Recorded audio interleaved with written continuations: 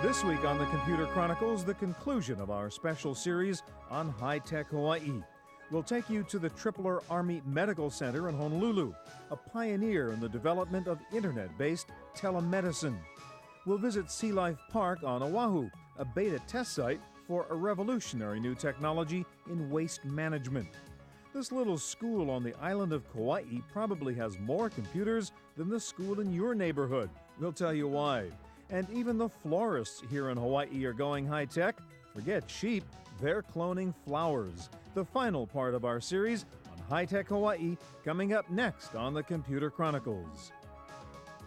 Computer Chronicles is made possible in part by PC to PC, the online computer migration service from PC First, moving files, applications, and preferences from your old computer to your new one. And by Upside Events, presenting the Digital Lifestyle Revolution Conference, where people and technology intersect. If they knew about these dreams... If you're a computer gamer, you no doubt know about the hot new video game, Final Fantasy. Well, the guys who wrote it are based right here in Hawaii. They work with a game developer in Honolulu called Square USA. Digital Island has been an extremely successful internet startup. They built their business here on Oahu and have become a leading supplier of e-business hosting services and convergence media content. But despite the many civilian high-tech success stories here, the military side of high-tech is never far away in Hawaii. And one of the most exciting internet-based technology solutions is being developed right here at Tripler Army Medical Center. This is eHealth, a telemedicine project, which is the brainchild of Dr. Donald Person, Chief of Pediatrics at Tripler and a passionate believer in using the internet to solve healthcare problems. Most of the patients being treated through the eHealth system are Pacific Islanders, scattered throughout hundreds of very remote locations. So access to the expertise at Tripler is critical for getting them needed health care. Dr. Person told us about some of the cases he's handled using the eHealth system. The first one involved an infant with a serious hernia. That was a little 11-month-old baby from Ponape who had trouble breathing, had a barrel chest. When the chest was listened to with the stethoscope, bowel sounds were heard in the left chest. An x-ray was taken. The picture of the baby as well as the x-ray were transmitted here. I was able to forward it to our pediatric radiologist, the pediatric surgeon who takes care of such conditions. Patient was accepted, was here within a week or two, treated definitively, and returned home, restored to health. Dr. Person is a pediatrician, so most of the cases he sees involve children. This young patient had fallen out of a 2-story building and broken her leg. The referring physician took pictures of the child in traction and the traction that he had set up.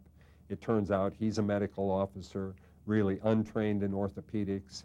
I was able, and then he sent these images to me. I was able to forward them to a pediatric orthopedic surgeon who saw that she didn't have enough weight on the traction. The leg was in not ideal position, and there was a question of something under her right heel that could cause complications. He recommended how all those things should be changed. The provider in Ponape took an x-ray. Now that the traction had been increased, the position had been improved, and the fracture site was much closer opposed. And we avoided what would have easily been a $20,000 or more evacuation here to Tripler. She was able to stay at home and not leave her family, and I'm told that she has recovered completely and is well. While the eHealth system is a godsend for the people living in the Pacific region, it is also an invaluable training tool for the doctors studying here at Tripler. The conditions of these peoples from the Western Pacific are those that we don't see in the United States anymore. So there are a number of areas. For example, kidney stones are a tremendous problem out here. The problems of tropical diseases, infectious diseases, cancers of the head and neck, gynecologic cancers, and so on. They are often at a very advanced stage in these patients. And so for our trainees, it's the one and only opportunity they're going to get to to develop the expertise needed to take care of these kinds of patients. This was a case in which the e-health system probably saved this boy's life, thanks to a quick and accurate diagnosis by the doctors at Tripler. He developed what's called subcutaneous emphysema, where air escaping the lungs got under the skin throughout his entire body to include encasing his lungs into his abdomen, around his spinal cord, into his brain. And he was sent here again based on the images. We were able to do an emergency tracheostomy. The air dissipated, the tracheostomy was closed, and he was returned home, restored to health in a week or so. While the main emphasis in the e-health program is on treating children, the doctors here at Tripler are also using telemedicine to treat adults. This was the case of a woman who had developed an immense tumor on her shoulder. When we saw images of it and x-rays of it, I was able to forward that to the radiologist, to orthopedic surgeons, to an oncologic surgeon, a tumor surgeon. We accepted this case, brought her to Tripler, did an amputation of the tumor and her arm, and it was an osteosarcoma, but there was no evidence of tumor involvement at the amputation site. So she, although she lost her right arm and the tumor, she has been restored to health and should have a normal life expectancy. The internet-based e-health system being developed here at Tripler for use in the Pacific region can also be applied to rural areas of the mainland United States, which up until now have relied on an inefficient system of video teleconferencing. It's very hard to get busy practitioners, particularly in a big medical center, together at the same time as the sending site. And so I really think that this is the name of the game. I think in remote areas of the United States, there's no question it'd be very, very useful. One of the reasons for health problems on these small Pacific islands is poor sanitation. And one Honolulu-based company is working on a technology to solve that problem with an innovative solution for waste management in remote locations. This is Sea Life Park on the eastern end of Oahu. And while the visitors here delight in watching the animals go through their paces, the state government was concerned that Sea Life Park's septic tanks were polluting the grounds and the nearby beach. That was obviously a problem in a state where the economy depends on tourism and a visitor-friendly environment. So a Honolulu company called Best Industries came up with a high-tech solution, the world's first miniature municipal-class waste management system. Nearly a third of all homes in the United States use private waste management systems, generally septic tanks or cesspools, and these solutions have problems. Well, I think the basic problem with our basic systems of cesspool and septic is that there's very little, if none, treatment going on in the process. And so basically what you're doing is whatever you discharge in your toilets or your sink is going right back into the ground. So, you know, some of us do control our discharges. Some of us throw everything from paint thinner to chemicals. And without any proper treatment, basically what you're doing is throwing it back into the ground, which we're taking water to drink. So it's really not a healthy situation, I think. Roger Babcock is a professor of civil engineering at the University of Hawaii. And what can happen then is nitrogen compounds and microorganisms that may be pathogenic, that can cause disease perhaps, can leach also down past the zone of treatment and into what's below, which is oftentimes drinking water, and that's what we're mostly concerned about. Even when the septic tank itself is working well, you can still have problems with the tank's draining system.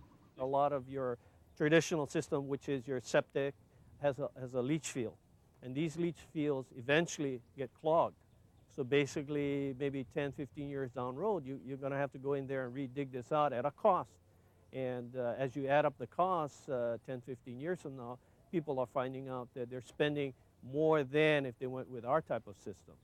The high-tech innovation from Best Industries was this miniaturized waste treatment plant called Oasis that has 5 separate chambers which completely treat the sewage to the point where the wastewater can actually be reused.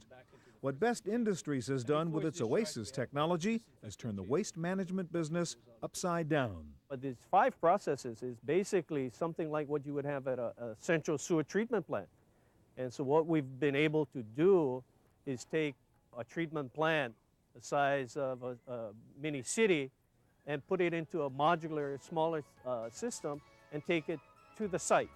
Instead of the waste going to the treatment plant, we're taking the treatment plant to the waste.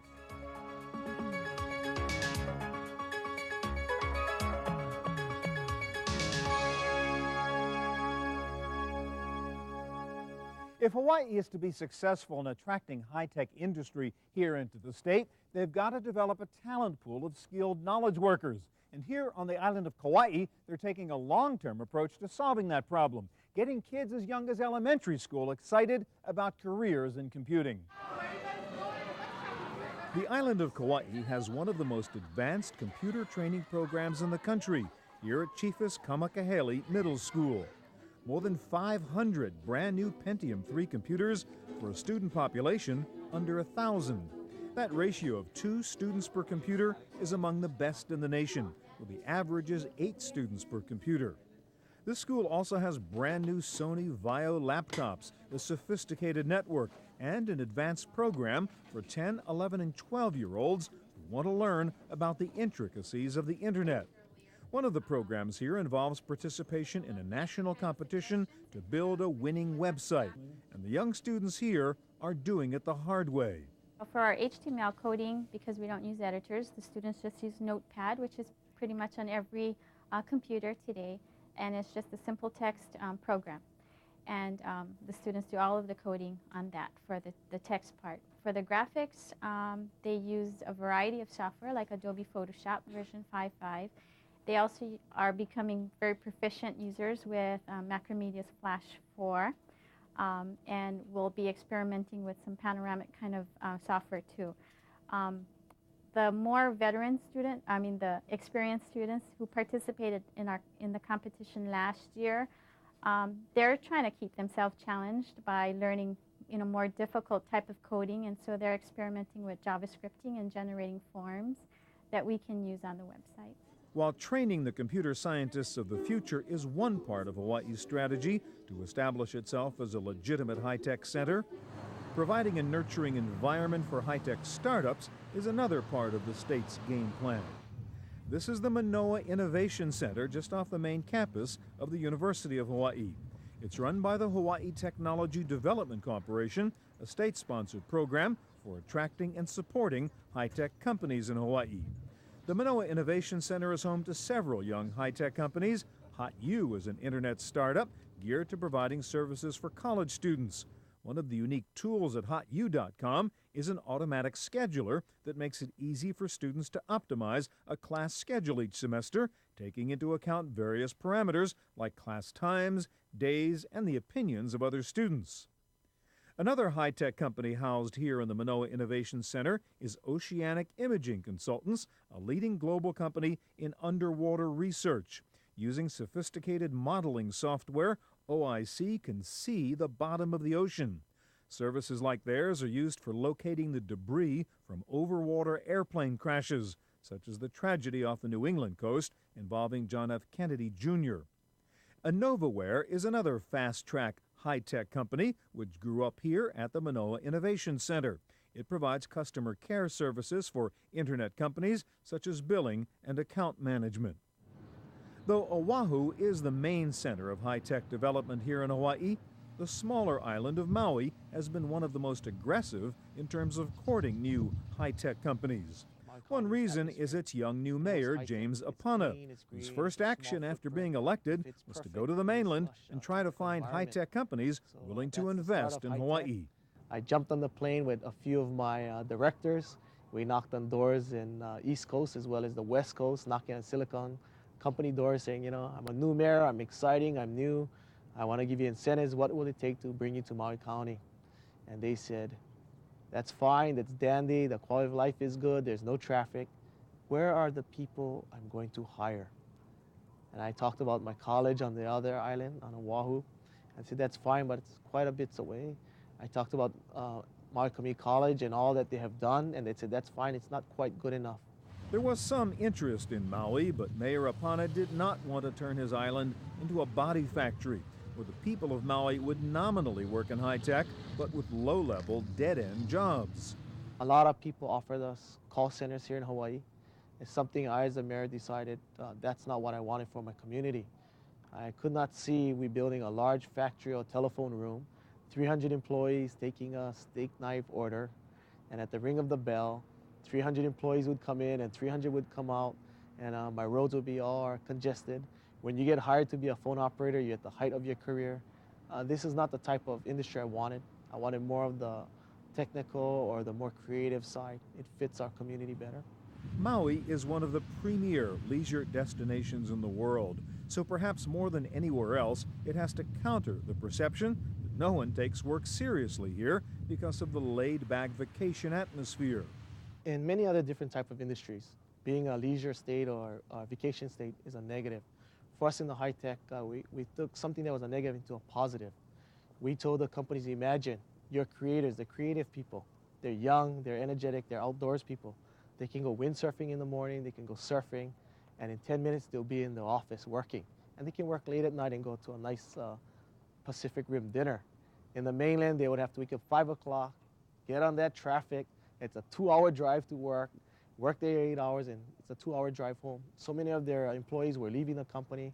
After 1 or 2 years, they said, I had enough of this. This way they can retain their creative minds and keep them fresh. So it's a positive. A common theme here in Hawaii is that from an employer's perspective, running a high-tech business in the islands is less stressful than on the mainland because you don't have to worry quite as much about your employees jumping ship. Here in Maui County, they don't see employees walking across the street and changing company loyalty overnight. I mean, when in Silicon, they put restaurants on campus because they're afraid if they go off campus to eat, they may never come back. Here in Hawaii, we have a plantation mentality, a family mentality, where you work with a company, you pretty much you try to retire with them. And this is something that employee loyalty, the mainland firms really like.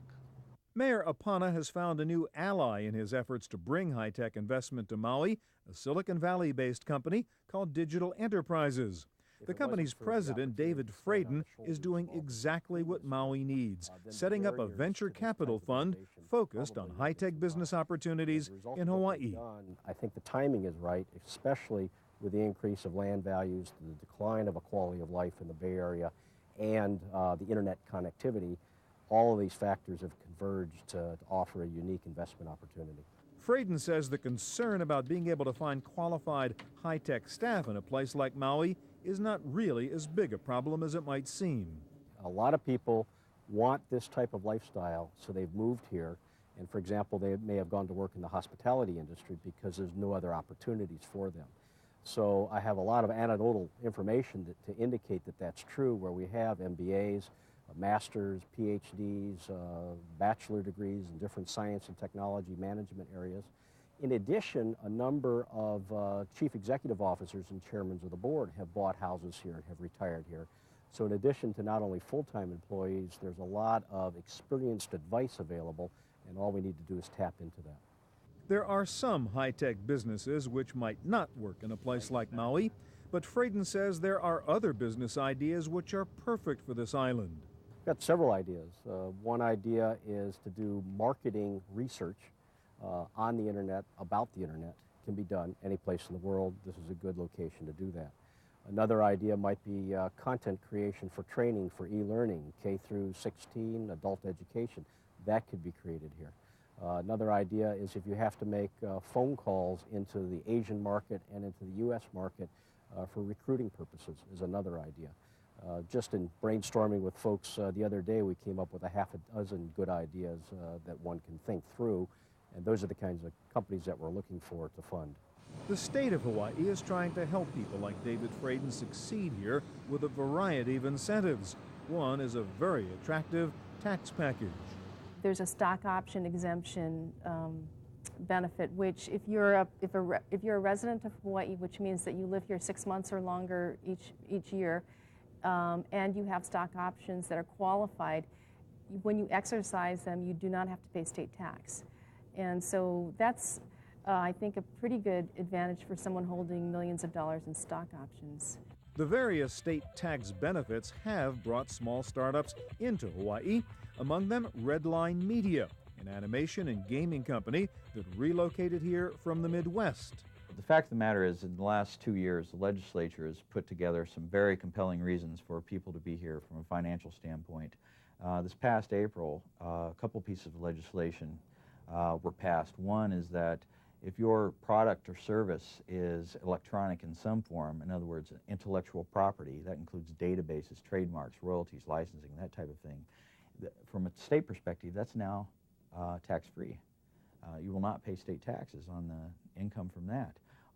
On the other side of the coin, if you and I have a great idea for a product or service and someone invests $1,000 or more into that idea, if they make $1 million and we become the next Oracle, for instance, they will not pay state taxes on any of those gains. That's very compelling. Much of the credit for the growth of the high-tech industry in Hawaii goes to its governor, Ben Cayetano, who says tax incentives are not enough to attract high-tech and that Hawaii has to offer more than that. There are a couple things that they'll find here that they can't find elsewhere. Almost every location or every state provides some tax incentives, and we do that as well. But a few states can match the quality of life that we have here. High-tech people, from what I've found, are the kind of creative people who put in, they think nothing of putting in 12 hours work, but they want to be able to, just walk out to the beach or to do some kind of activity which enhances the quality of life. We have that here, more than any other place, I believe. In addition to lifestyle, Hawaii is trying to offer other advantages to high-tech companies willing to locate here, like the Manoa Innovation Center in Honolulu, the incubator funded by the state's High Technology Development Corporation. The center offers a variety of support and services to high-tech startups, and apparently with some success. In 7.5 years, we have about 28 graduates, and we have 28 current occupants, 40,000 square feet of leasable space. And we've had some really successful companies. One, the notable one, of course, Digital Island. They were here when they were very small, and then moved out as they got funding and got bigger. We've had another very successful company called Aspect Technology, which was acquired by Microsoft several years ago. One possible concern for high-tech companies thinking of moving to Hawaii is the labor environment. Hawaii has traditionally been a very strong union workplace, while the high-tech industry has thrived on a very non-union mentality. But Governor Cayetano doesn't see that as a problem for high-tech in Hawaii. I don't see a problem. I think that the nature of the people who are in high technology is one, they're independent people. They are probably not inclined to belong to labor unions. They're very creative, and I think that the makeup of the high-tech industry here, even right now, is one where you don't find the unions really involved.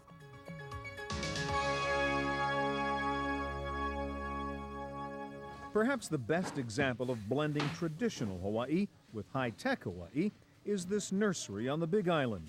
For years, as part of its agricultural past, Hawaii has been one of the top 5 states in the country for growing and exporting decorative plants and flowers.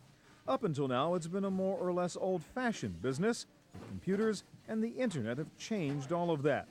To the casual consumer, a plant is a plant and a flower is a flower. But when you're in the business of selling plants and flowers, you learn that to be successful, your plants have to be perfect and have something called good conformation. Conformation is very critical when you're trying to get the best presentation of a blooming anthurium plant or any other blooming plant. We want something that is upright. We want something that where the flowers rise above the foliage. You want it to be floriferous. If you think growing flowers is an old economy business, you are wrong. That was the past. We would just go out and collect plants, top cuttings, stick them back into the ground in an environment that was conducive, and we'd be in business if we could collect enough plants. Now, in the propagation end of things, we it was very primitive. It's referred to as vegetative propagation, and something that has been going on since biblical times. You've probably heard of Dolly, the cloned sheep.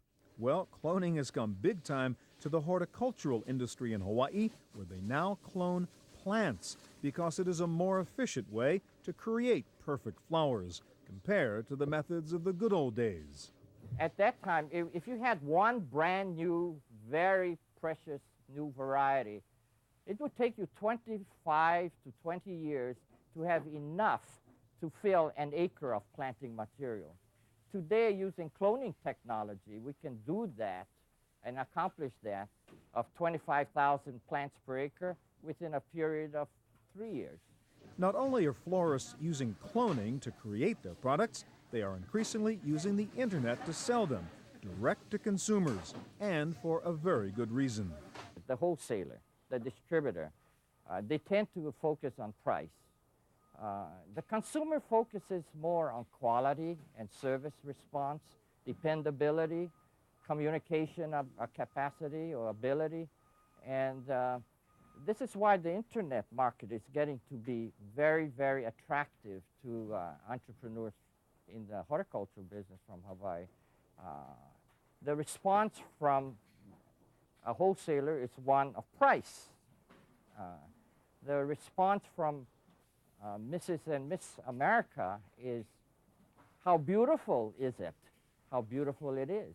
And a first experience with that consumer translates to maybe a lifetime or a long-term relationship. Despite some notable successes in nurturing high-tech companies in Hawaii, no one here thinks that this island paradise will ever become a major technology center, but they do think there is a lot of opportunity for high-tech growth in the 50th state.